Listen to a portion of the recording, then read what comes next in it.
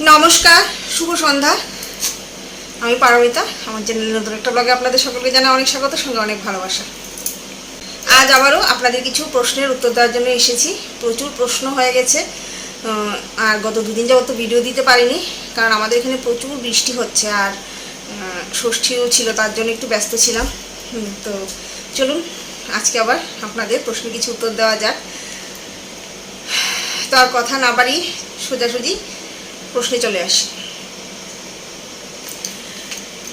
আমার 4 মাস চলছে, বমি বমি ভাব নেই, চুল পড়ে না, বেবি বাম্প সামনে, নাভি ঘোমটা ডান দিকে, ঘুমাই, কি হবে বলবেন প্লিজ।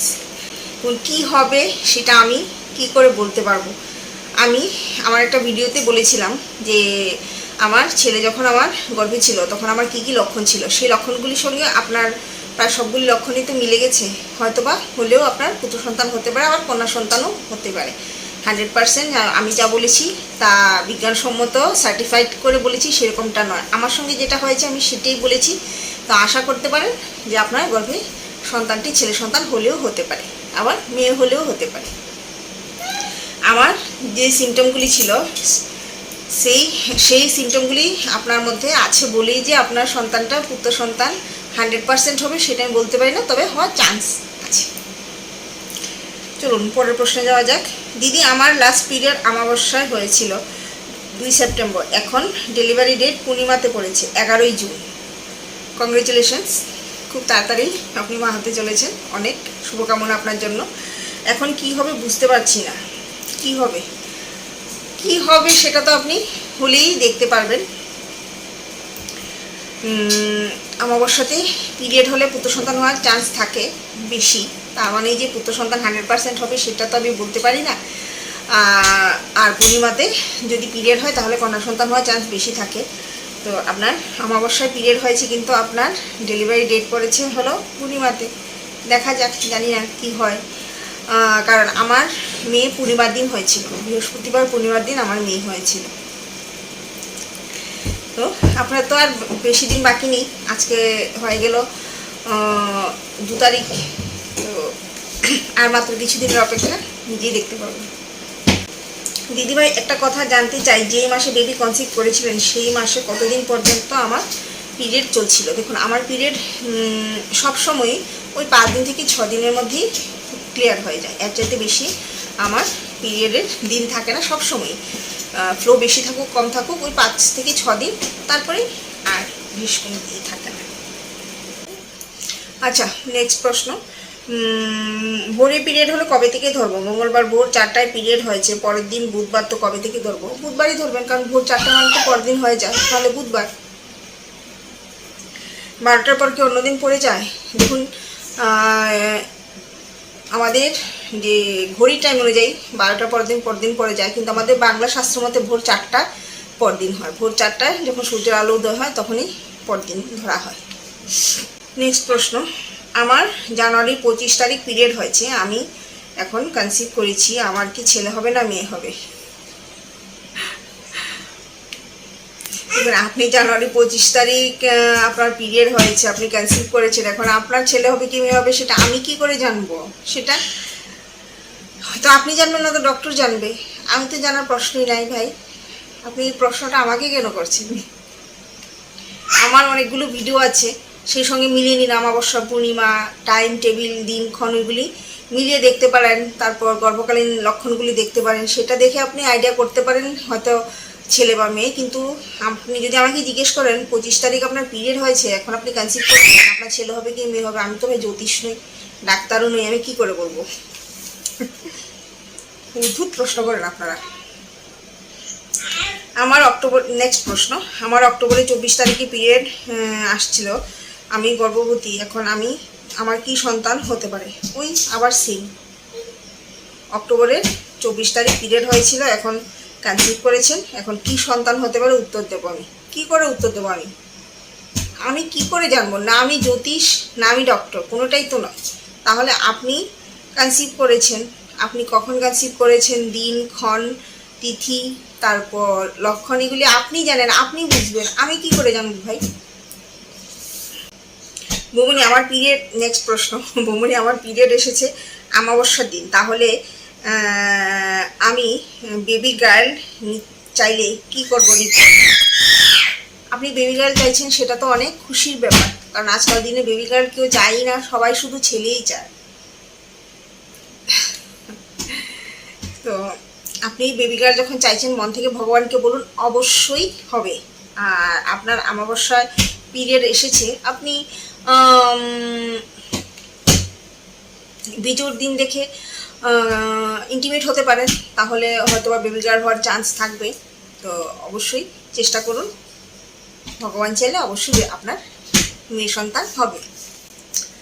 নেক্সট প্রশ্ন, পিরিয়ডের কতদিন পর ইন্টিমেট হলে ভালো? দেখুন, আমি আগেও বলেছি যে আমাদের মেয়েদের অভুলেশন হতে হতে পিরিয়ডের ওই 12-14তম দিনেই গিয়ে হয়, 12তম বা 13তম দিন থেকে আমাদের অভুলেশন শুরু হয়। তার আগে পিরিয়ড হওয়ার সঙ্গে সঙ্গে কিন্তু মেয়েদের অভুলেশন হয় না। আমাদের ডিম্বাণু বিস্ফোরণ হতে বা অভুলেশন হতে ওই 12-13 দিনের মাথায় গিয়েই হয়। তো তারপরে যদি ইন্টিমেট হওয়া যায় তাহলে অবশ্যই গর্ভধারণ করা যায়। তারপর নেক্সট প্রশ্ন, আমার পিরিয়ড এপ্রিল মাসের 8 তারিখে হয়েছিল, ঠিক তার 3 দিন পর পূর্ণিমা এসেছে। আমি ইন্টিমেট হয়েছি পিরিয়ডের 8 দিন পর থেকে। আমি কনসিভ করেছি 1 মাস 19 দিন মতো, তাহলে কি বাচ্চা হবে? যদি একটু বলেন। যেটা হবে আমি সেটাতেই খুশি, তবু যদি বলতেন। দেখুন, যেটা হবে সেটাতেই যখন আপনি খুশি, তাহলে তো ভালো কথা, খুশির কথা। কি হবে না হবে সেটা একমাত্র ভগবান জানেন, আমি তো বলতে পারবো না ভাই। আমি জাস্ট আমার কিছু লক্ষণ আপনাদের সঙ্গে শেয়ার করেছি। আমার বেবি বয় হওয়ার সময় কি কি লক্ষণ এসেছিল, তার হার্টবিট কত ছিল, তার আমার প্লেসেন্টা পজিশন কীরকম ছিল, কি কি লক্ষণ ছিল, সেগুলি আমি শেয়ার করেছি। তো আপনি সেগুলি দেখে নিতে পারেন, দেখে আপনার সঙ্গে মিলিয়ে নিতে পারেন। যদি মিলে যায় তাহলে হয়তো বা আমার মতন সেম ছেলে হতে পারে, বা না মিললে মেয়ে হতে পারে, আবার মিললেও মেয়ে হতে পারে। এটার তো কোনো সিউরিটি নেই, এটা সিউরিটি দিয়ে কেউই বলতে পারে না, একমাত্র ভগবান জানেন আপনার ছেলে হবে কি মেয়ে হবে। তো আমি প্রার্থনা করবো যেন যাই হয় একটা সুস্থ সন্তান আপনার জন্ম হয়। তারপর নেক্সট কোশ্চেন, কৃষ্ণপক্ষে পিরিয়ড হলে আর শুক্লপক্ষে যদি ইন্টিমেট হয় তাহলে বেবি ফর্সা হবে তো? প্লিজ একটু বলবেন। এই প্রশ্নটা শুনে না মানে দেখে আমার এত হাসি পেয়েছে, কি বলবো, যে কৃষ্ণপক্ষে পিরিয়ড হলে আর শুক্লপক্ষে মিলিত হলে বেবি ফর্সা হবে কিনা। দেখুন, বেবি ফর্সা হবে কি কালো হবে সেটা তার জিনের উপর নির্ভর করে।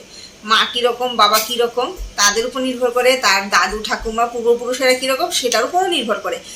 আর আমাদের শরীরে ফর্সা হওয়া বা কালো হওয়ার জন্য আমাদের শরীরে মেলানিনের উপস্থিতি কতটুক সেটা নির্ভর করে। যার শরীরে মেলানিন যত বেশি থাকে তার শরীরটা তত বেশি কালো হয়, যার শরীরে মেলানিন যত কম থাকে সে তত বেশি ফর্সা হয়। তাহলে এসবের উপর নির্ভর করে বাচ্চা কখনোই ফর্সা বা কালো হয় না। বাচ্চা ফর্সা কালো হয় তার জিনগত কারণের জন্য, ঠিক আছে? আর তার শরীরে উপস্থিত মেলানিনের জন্য। মেলানিন কম হলে বাচ্চা ফর্সা হবে, কিন্তু মেলানিন শরীরে যত কম থাকে ততই খারাপ।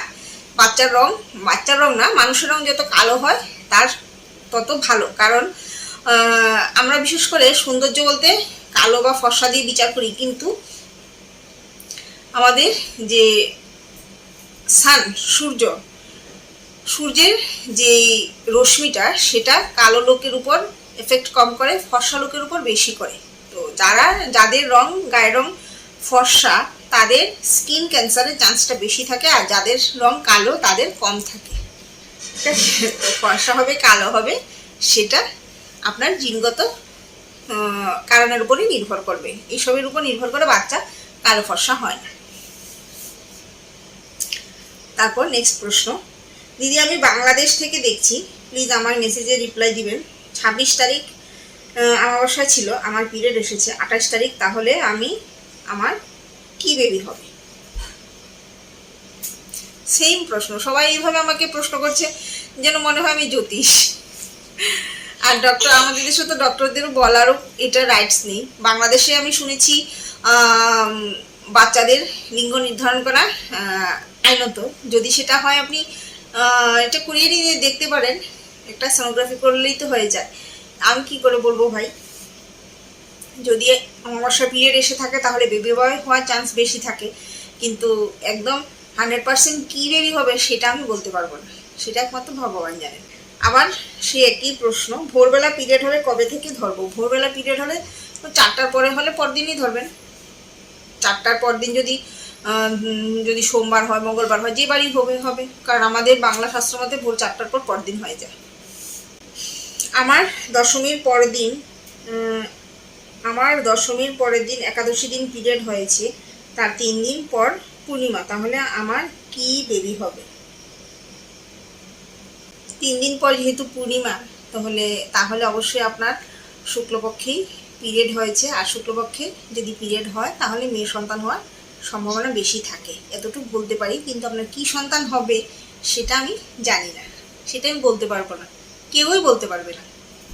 একমাত্র ডাক্তার সোনোগ্রাফি করলেই বলতে পারবে যে আপনার গর্ভের সন্তান ছেলে কি মেয়ে, এছাড়া এটা কেউই বলতে পারবে না।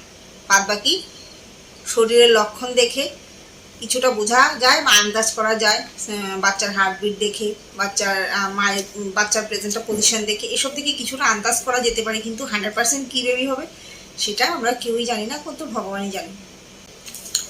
তো চলুন, আরও অনেক প্রশ্ন আছে, আগামী দিন আবার নতুন ভিডিও নিয়ে আসবো। হ্যাঁ, আশা করছি আপনাদের প্রশ্নের উত্তর দিতে পেরেছি। আর আপনাদের যদি আমার এই ভিডিওটা ভালো লাগে তাহলে কমেন্টসে অবশ্যই জানাবেন। আরও প্রশ্ন থাকলে সেটাও আমাকে কমেন্ট করে জিজ্ঞেস করতে পারেন, পারলে অবশ্যই উত্তর দেবো, চেষ্টা করবো উত্তর দেওয়ার। আর যদি ভালো লাগে তাহলে অবশ্যই একটা লাইক করবেন আর সাবস্ক্রাইব করে আমার পাশে থাকবেন। আজকের জন্য আপনাদের সকলকে টাটা।